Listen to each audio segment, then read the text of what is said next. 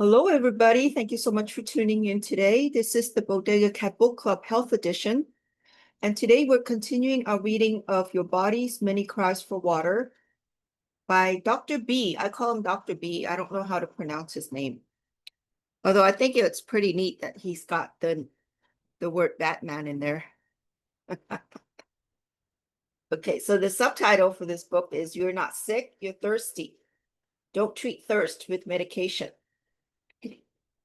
And I hope you are enjoying this book very much. So today we're going to be reading chapter 4. And you could check out our other book clubs as well. Mondays, we have the spiritual book club. Thursdays, we have the financial book clubs.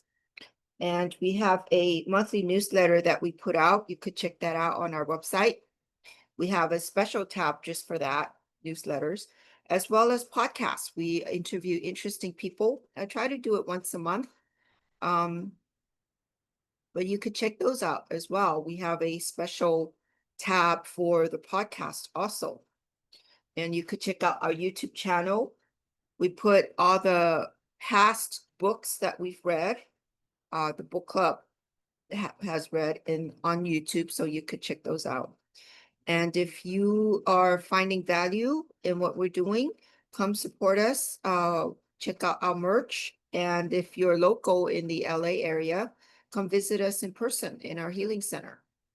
We use technology based on Nikola Tesla's scalar wave energy research called the energy enhancement technology, the EE system, for holistic healings for both animals, dogs and cats, and humans. So check that out. And if you have a book recommendation, let us know. Yeah, we love to read. Reading rewires your brain, the neural pathways. It makes you smarter. And yeah, it raises your IQ. How about that? So, okay. So you could join us any and all. Come all, come once, come one, come all, whatever they call it. Okay, let's do it. This is chapter 4, rheumatoid arthritis pains. Okay, I'm going to move the camera out just a little bit. If you have a book, you could follow with us there. If not, you can follow with us here on camera. Okay. About 50 million Americans suffer from some form of arthritis. 30 million people suffer from low back pain. Millions suffer from arthritic neck pain. And 200,000 children are affected by the juvenile form of arthritis. Once any of these conditions establishes in an individual, it becomes a sentence of suffering for the rest of their individual's life, unless the simplicity of the root cause of the problem is fully understood. Initially, rheumatoid arthritis joints and their pain are to be viewed as indicators of water deficiency in the affected joint cartilage surfaces. Arthritic pain is another of the regional thirst signals of the body. In some arthritis pains, salt shortage may be a contributing factor. The cartilage surfaces of bones in a joint contain much water. The lubricating property of this held water is utilized in the cartilage, allowing the two opposing surfaces to freely glide over one another during joint movement. When bone cells are immersed in calcium deposits, cartilage cells are immersed in a matrix containing a high quantity of water. As the cartilage surfaces glide over one another, some exposed cells die and peel away. New cells take their place from the growing ends that are attached to the bone surfaces on the two sides. Oh, here's a picture. Okay, we'll look at that later. A well-hydrated cartilage, the rate of friction damage is minimal. In a dehydrated cartilage, the rate of abrasive damage is increased. The ratio between the rate of regeneration of cartilage cells to their abrasive peel is the index of joint insufficiency. joint efficiency. Actively growing blood cells in the bone marrow take priority over the cartilage for the available water that goes through the bone structure. In the process of dilating the blood vessels to bring more circulation to the area, it is possible that the blood vessel branch that goes through a tight hole in the bone cannot expand adequately enough to cope. The cells that depend on these vessels for an increased water and nutrient supply will thus be under a physically imposed rationing control. Under such circumstances, and unless there is blood dilution to carry more water, the serum requirements of the cartilage have to be satisfied from the blood vessels that feed the capsule of the joint. The nerve-regulated shunting mechanisms to all the joints also produce signals of pain. Initially, this pain is an indication that the joint is not fully prepared to endure pressure until it is fully hydrated.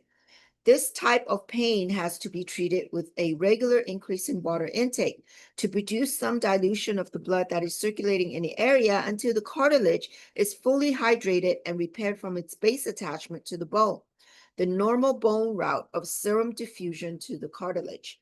Figures 6 and 7 help make these points clear. Okay, let's look at figure 6, which is this picture right here. So this is called the finger joint. Water held in the cartilage of a joint is the lubricant that protects the contact surfaces of the joint. So here, cartilage contact points. So this looks like some, that could be any bone, right? Femur, what else is there? I don't remember my anatomy. It's been such a long time ago. Okay, artery enters bone. Oh, we start from here. Artery enters bone through single tight hole. And here's the bone marrow here. And here's let me use my pencil. Cartilage contact points. Here's the joint capsule and the arteries. Here, the water reaches cartilage from the base through the bone marrow and the bone. So then I think that concept is the water acts like a lubricant. So if you drink water and it's not dehydrated, there's enough water in the cartilage to cause that friction to move it around without pain. Okay, so figure 6, a schematic model of a normal hinge joint found in the fingers. Oh, so this is a finger joint. Oh, they call it finger joint. There you go.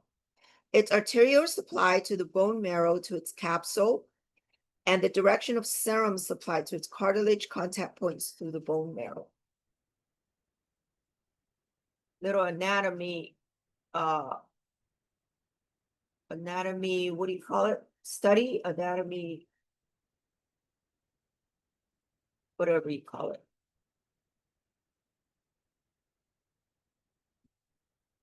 Anatomy. I'm at a loss for words. Okay. All right, I moved the camera out so you could see the whole picture for whole figure picture, I guess you call it. I don't know. The whole thing for a little bit. I'm gonna hold it there for about a couple seconds so you guys can see. If you want to take a snapshot, whatever you want to do, you can look at it. Interesting, eh? It's interesting how if you really study nature, you could see the hand of God. And I don't understand why scientists would say, oh, the more we study science, the more we don't see God in it. You see God's hand everywhere. Okay. It is my assumption that swelling and pain in the capsule of the joint is an indication that there is dilation and edema from the vessels that furnish circulation to the capsule of the joint. The joint surfaces have nerve endings that regulate all functions. When the nerve endings place a demand for more blood circulation to the area to pick up water from the serum, the compensatory vascular expansion in the capsule is supposed to make up for the inefficiency. Oh, here's another picture. Okay. Of circulation from the bone route of supply. Because dehydration in the joint surfaces will eventually cause severe damage to the point of making bone surfaces bare and exposed until osteoarthritis becomes established, the tissue damage will trigger a mechanism for remodeling of the joint. There are hormone secreting cells in the capsule of the joint. When there is damage also from dehydration, the injured tissue has to be repaired. These local remodeling hormones take over and restructure the joint surfaces. It seems that they cater to the lines of the force and pressure that the joints have to endure. Unfortunately, the repair process seems to produce a deviation of the joints. To avoid such disfigurement, one should take the initial pain seriously and pay strict attention to one's daily water intake. This initial pain should be recognized as a sign of local dehydration. If it does not appear after a few days of increased water intake and repeated gentle bending of the joints to bring more circulation to the area, one should consult a medical practitioner. You have nothing to lose and everything to gain by recognizing the pain and the non-infectious inflammation of a rheumatoid joint as a thirst signal in your body. You're probably showing other signals of water shortage in your body, but this particular site is indicating predisposition to a more severe local damage. If we understand the body to have difficulty in recognizing its thirst state, it is possible that this lower state of alertness is also inheritable by a child. It is possible that dehydration is a rapidly growing child. It is possible that dehydration in a rapidly growing child might indicate its presence by pain felt in the joints. The mode of signal production that denotes thirst might be the same in young and older people. It is therefore recommended that juvenile arthritis also be treated with an increase in daily water intake. Okay, so let's look at figure 7. We got a picture here of a well-hydrated and dehydrated joint comparison. So let me move the camera out just a little bit here so you can look at the picture. Okay.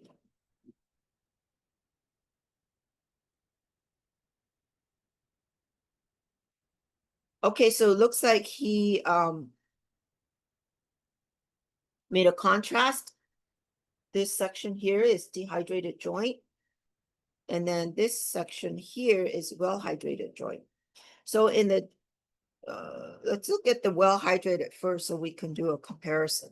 So in a well-hydrated joint, the hydration of cartilage from bone side, you see these arrows, they're kind of almost like talking to each other, right? Normal joint capsule and cartilage covering bone. So you have the lubricant, the water, and it looks like it's flowing freely with the black little line here. Okay. Now on the dehydrated joint, artery entering joint capsule. Here's the artery. Inflamed joint capsule oozing serum while cells into the joint. So this is not enough water. So then the joint becomes inflamed. I have no idea what I'm talking about. I'm just reading what's in the cartoon. Not cartoon, sorry, the figure. But I'm trying my best to kind of explain it. And then here you could see the damage part, right? There's not enough water, not enough lubricant. So you kind of have little, what do you call it? Not normal, not smooth. There's a word I'm thinking about, but I can't remember right now. Damaged cartilage exposing bone. So it's really bone on bone after a while, right? Because there's not enough water to lubricate. the in-between part, and bone marrow.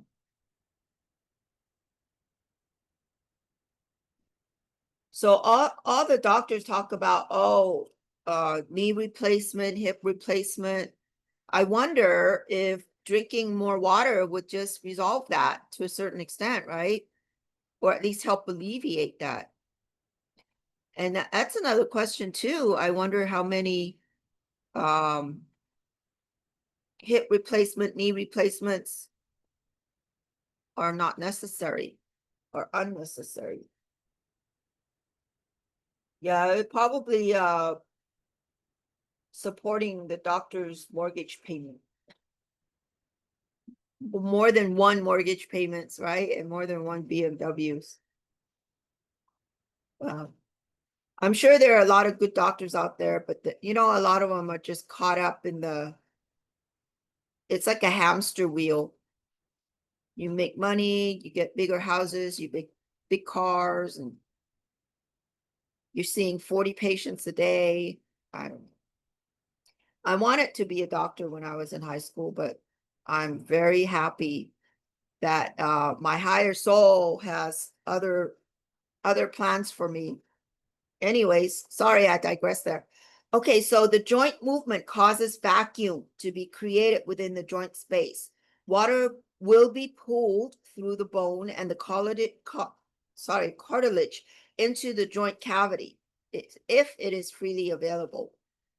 So here, figure 7, a schematic model intended to show and compare side by side a well-hydrated joint to a dehydrated joint. The articular cartilage in a well-hydrated joint gets its nutrition from the blood supply to its base attachment to the bone. A dehydrated joint will need to get some form of fluid circulation from the capsule of the joint, hence the swelling and tenderness in the joint capsule.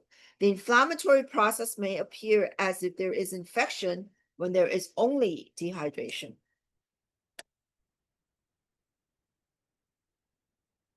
Okay. Let's see where I am.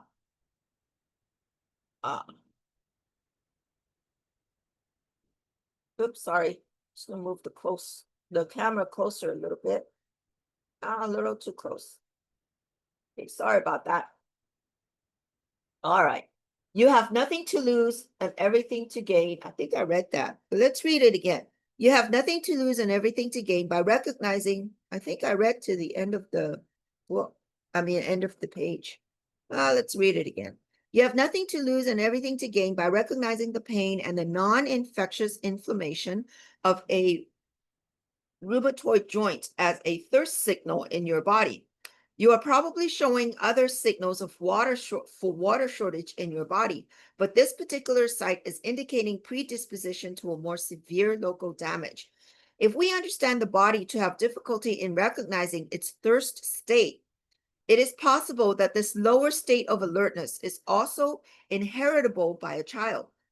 It is possible that dehydration in a rapidly growing child might indicate its presence by pain felt in the joints. The mode of signal production that denotes thirst might be the same in young and older people. It is therefore recommended that juvenile arthritis also be treated with an increase in daily water intake. Dr. Lawrence Malone, whose letter appears in this chapter, excuse me, is an experienced medical doctor and educator.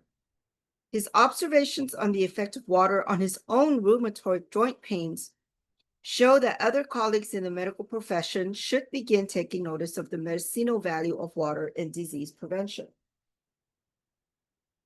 Okay, so let's read this. This is from the Learning Center.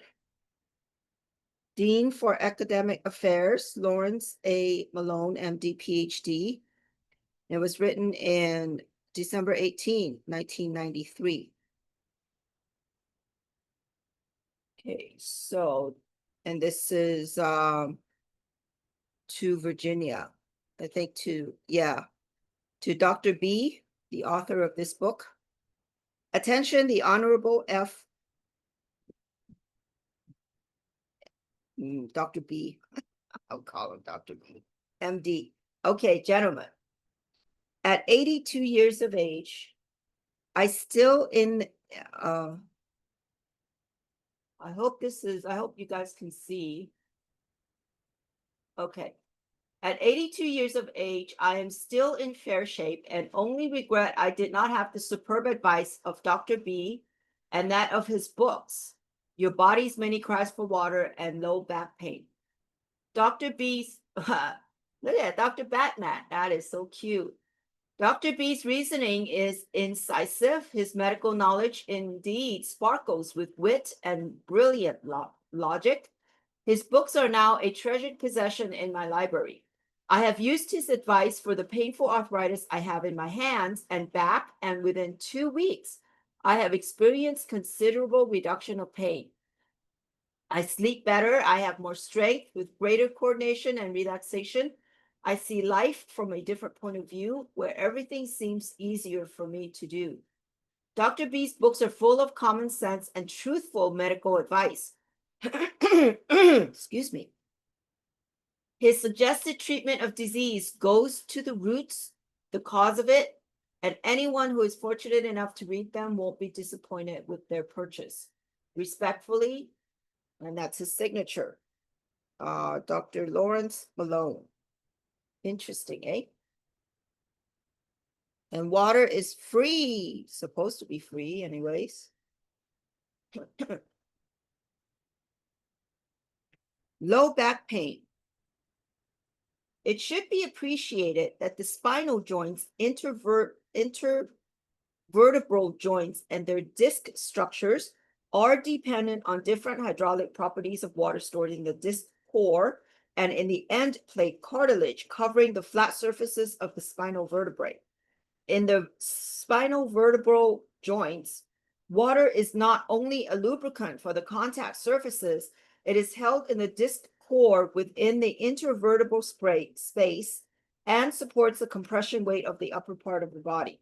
Fully 75% of the weight of the upper part of the body is supported by the water volume that is stored in the disc core. 25% is supported by the fibrous materials around the disc. See figure 8. And we looked at that previously. The principle in the design of all joints is for water to act as a lubricant agent, as well as to bear the force produced by weight or the tension produced by muscle action on the joint. It is the same type of force. In most of these joints, the establishment of the intermittent vacuum promotes water circulation into the joint, which is squeezed out by pressure borne as a result of joint activity. To prevent back pain, one needs to drink sufficient water and do a series of special exercises to create an intermittent vacuum to draw water into the disc space. These exercises will also reduce the spasm in the back muscles that is the main cause of lower back pain in many people. One also needs to adopt a correct posture. The subject of back pain and its relationship to water is so important to understand that I have dealt with it in a special book, How to Deal with Back Pain and Rheumatoid Joint Pain, and a complimentary video, How to Deal with Back Pain. If you get back pain, and in particular sciatic pain, you will benefit by reading the book and or seeing the video. In the majority of cases, sciatic pain can be totally relieved within half an hour when the special movements that produce an intermittent vacuum in the disc space shown in the book and video are performed. Here's another, figure 8. Sorry about that. I thought we looked at that. So this is figure 8. The importance of fifth lumbar disc. Okay, so let's take a look at it here. I'm going to move the camera out just a little bit. Okay, so this is the upper part of the body. The fifth lumbar disc is right in between, right? So 75% of the weight of the upper body is supported by the water volume that is stored in the disc core, which is right here, the black area. And then 25% is supported by the fibrous materials around the disc, which is the white area. So I think, many people have lower back pain or low back pain is because there's not enough water. There's not enough lubricant to lubricate the bones, right? So you get a lot of friction there that's not necessary in a way, right? So figure 8, a schematic model showing the importance of water to the disc core. It provides the essential hydraulic support for the weight-bearing qualities of an intervertebral disc. Once dehydration sets in, all parts of the body begin to suffer. The intervertebral disc and their joints are the first in line. The 5th lumbar disc is affected in 95% of cases.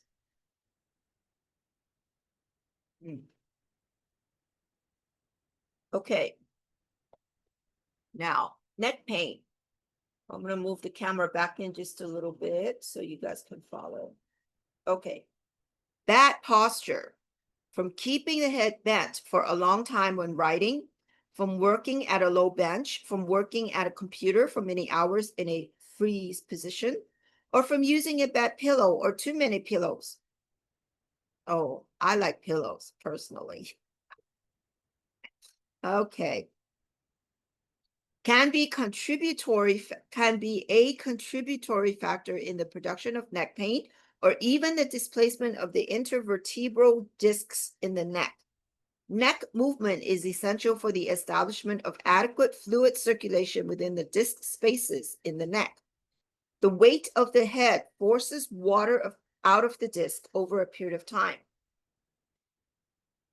To bring back the same water, the force of vacuum has to be created within the same disc space. This can only be done if the head and neck are moved adequately backward. A simple process to alleviate less severe cases of neck pain from disc placement is to slowly and repeatedly bend your head and neck backward as much as they will bend. Keep the neck extended for 30 seconds at a time. This prolonged extension enhances the force of vacuum and brings water into disc spaces. At the same time, because of the front attachment to the spinal ligament, all the disc will be retracted back into the normal spaces within the vertebrae and away from the nerve roots in the neck. This is a very simple exercise to do, huh? I'm going to star this here and write the word exercise. You could probably do this in like 5 seconds. Like every day, a few times a day. I'm kind of doing it right now while I'm talking.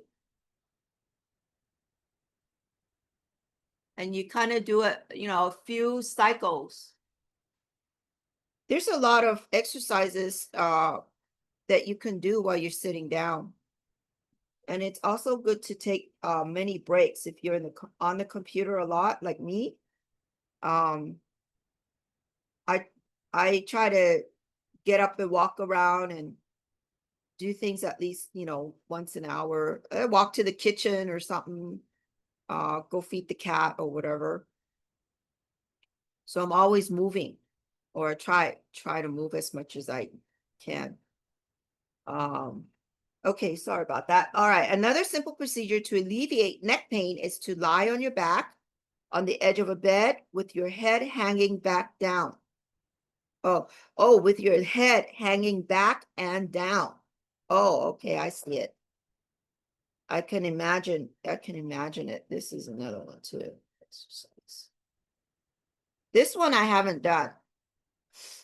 I could try that. The posture permits the weight of the head to stretch the non-weight bearing neck and bend it backward. So the idea is to bend the neck backward gently, right?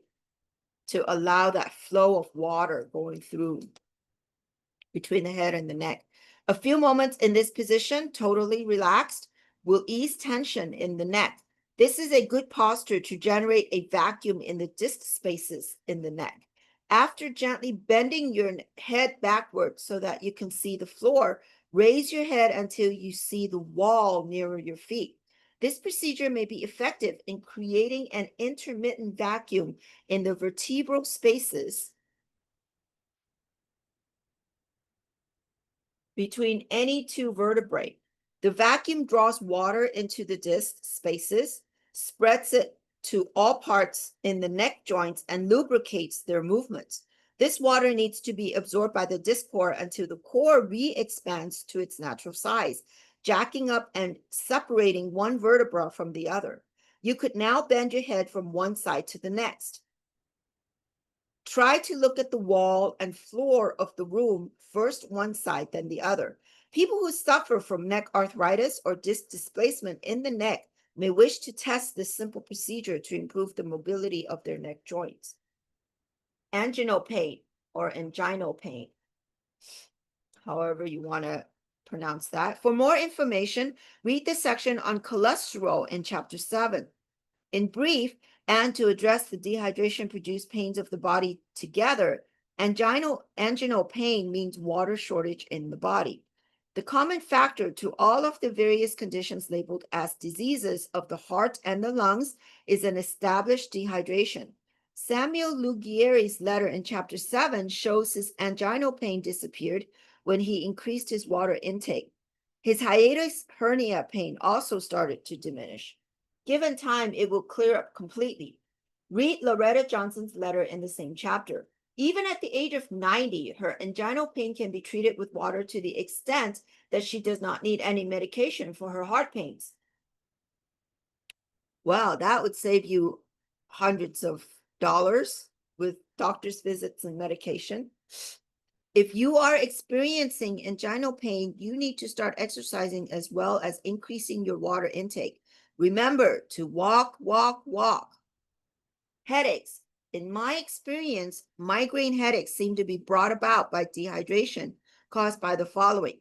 Excess bed covers that do not permit the body excess bed covers that do not permit the body to regulate its temperature during sleeps, alcoholic beverages initiating a process of cellular dehydration, particularly in the brain, which is hangover, dietary or allergic triggers for histamine release, and excess environmental heat without water intake. Basically, a migraine seems to be an indicator of critical body temperature regulation at times of heat stress. Dehydration plays a major role in the precipitation of migraine headaches. The most prudent way of dealing with a migraine is its prevention by the regular intake of water. Once a migraine breaks the pain barriers, a cascade of chemical reactions stops the body from further activity. At this time, one may be forced to take pain-relieving medications with copious water. Sufficient cold or ice water may by itself be able to cool the body, also the brain, from inside and promote closing of the vascular system everywhere. Excess dilation of the peripheral vessels might well be the basic cause of migraine headaches. Mavis Butler, an Australian Adventist missionary in the Philippines, has an interesting story or interesting history. She has for years suffered from migraine headaches. She would at times be so incapacitated as to become bedridden. She came across this book and started to drastically increase her water intake. She has so improved that she now wants to shout it from the rooftops. Read her letter. This is another of those human stories that make one wonder. How is it possible that we were so ignorant of the importance of water to health that people could suffer from its lack in the body to the point of wishing to die? So here's the letter from Miss Mavis that he talked about in Australia. So this was written in January 23rd, 1995, and she was from North Queensland, Australia. So here she says, "Dear Dr. B, for many years I suffered with headaches. I consulted doctors, neurologists, chiropractors, and spent hundreds of dollars for head scans and x-rays, all to no avail. At times, only my faith in God kept me from wanting to die, as I lie prone on my bed for days on end in pain. No medication would ever stop the pain. It would just seem to run its course and then stop. I could never make any connection between my diet and the headaches, and the only pattern they seemed to follow was to always start a couple of hours before or after a meal. I wonder too if well, no, this is 95. I wonder if the type of food also uh, contributes to the migraine. I'm just saying, I don't know. Then one day a friend told me that he thought my headaches were caused because I never drank enough water. While I knew I didn't actually drink much water, I thought my herbal tea with fruit juices together with lots of fruit amply supplied my liquid requirements. That's a myth, isn't it? I would think that too. But anyways, I digress. Just 3 weeks later, I was leafing through a health magazine when an advertisement for your book, Your Body's Many Cries for Water, just seemed to leap out at my eyes. I bought the magazine and sent for the book. When it came, I eagerly read and reread it to learn this new concept about water. And as I saw the errors in my drinking habits, I quickly set about to righting them. Can anyone without experiencing it for themselves really understand what it is like to have usually pain-filled days change to wonderful painless days when you could do the things you want to do instead of being down with a headache? Oh, such a blessing for which I thank God continually. It has taken months to properly hydrate my body. And that's an important point to note, that it doesn't occur overnight. It might, but it still takes months to allow the body. You have to allow the body time to adjust to the new, I don't know what you call it, to the new activity, to the new habit, or whatever you want to call it. But it takes months to properly hydrate because she's so dehydrated for many, many, many years.